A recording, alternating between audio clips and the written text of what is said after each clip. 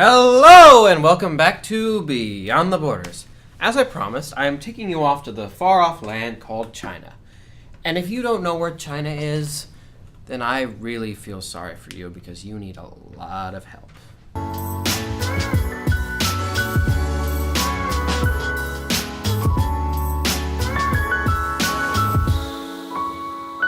Of course, China is the nation that keeps Tibet unfree, has low-wage factories that send in cheap goods to the United States, was once ruled by a madman named Mao Zedong, and of course, once built a big, beautiful wall that successfully kept out the foreigners. So if Trump wants to learn a lesson, he should probably look to China. How funny.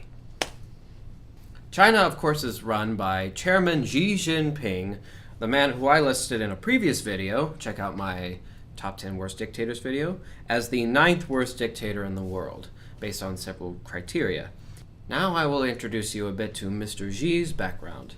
Xi was born in 1953, the son of a former Chinese Communist Party revolutionary who fought alongside Mao to drive out military dictator Chiang Kai-shek and establish the Communist People's Republic of China. At age 13, Xi was yanked out of school and forced to work on a collective farm, from which he escaped back to Beijing, and thus his next few years, his teenage years, were spent in turmoil, going back and forth from the countryside to the city, trying to escape Mao's terrifying Red Guards, as I alluded to in the previous video. Finally, in 1974, after many failed attempts, Xi was finally able to join the Chinese Communist Party, and from that point he would rise in the ranks all the way to chairman. But the route wasn't easy.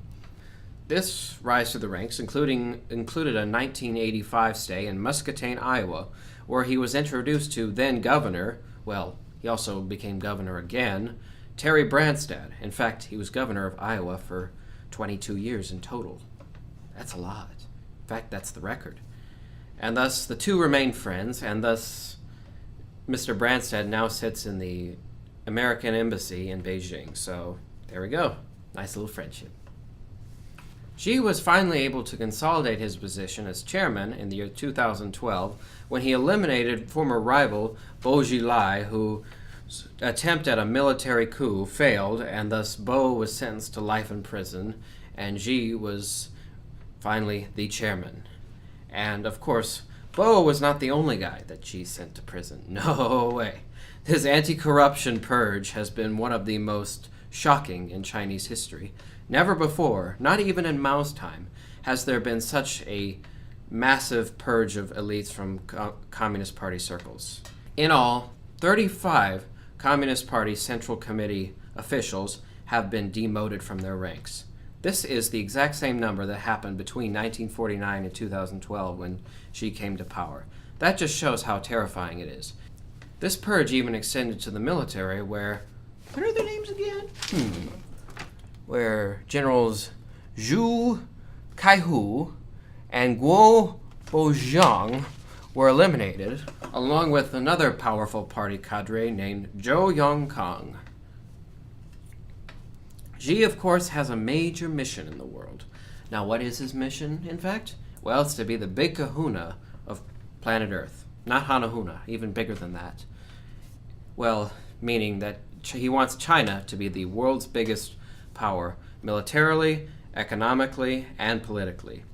You can see this through two of his signature initiatives, which is the aggressive militarization of the South China Sea that has conflicted with countries like Vietnam and the Philippines in a way to coerce Southeast Asian countries and China's neighbors to accept that China is the dominant power in Asia and they can't do anything to stop it. Xi's other plan is the ambitious One Belt, One Road program, which is infrastructure building all the way from Kuala Lumpur to Krakow, and thus it's China's attempt to dominate world trade. Now there is no limits to this. It is a massive program, and it's very likely to succeed. So now we're going to bring in a special guest named Hannah. She spent some time in China, and I would like to ask her a few questions about it. So come on in. We need a seat for you. So here we have Hannah, who just spent a year in China. So tell me, what was the biggest culture shock when you visited? I think something that was hard in China were just the day-to-day things. So things like it smelt kind of bad. People spit on the street all the time. So it was dirty. So it was a little dirty, but that's expected. I was in a really big city. So I think some of those things were hard that I did not expect them to be hard. What city were you in? I was in a city called Wuhan in central China. Okay, that's interesting. So, you were telling me something. Is politics a serious taboo in China that you just can't talk about the government at all? I think it's safer to not talk about. Just like any country, you don't want to be a foreigner talking poorly about another country. So I was a teacher, and so I just avoided talking about politics in America and in China. But you never were afraid of being arrested or the police would swoop in and...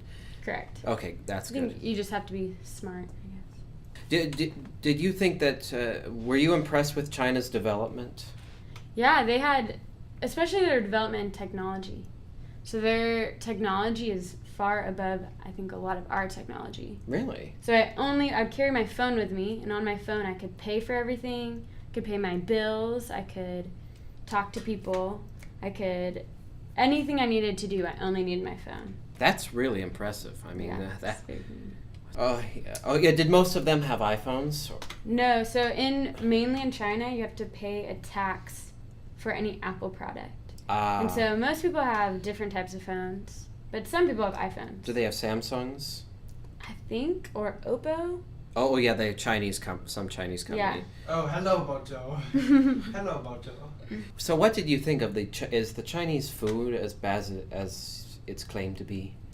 I think it's good, but I got a little tired of eating rice and noodles.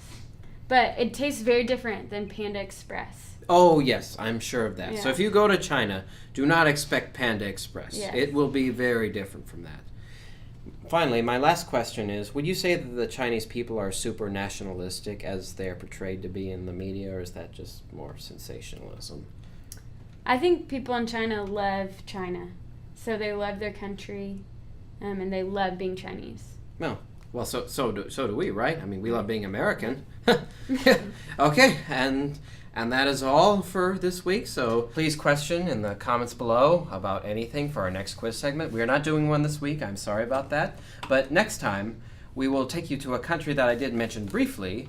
Well, a city, Krakow. We're taking you to that country, which is Poland, a country that has been in a big fight with the EU. So, Zaijian! Zaijian!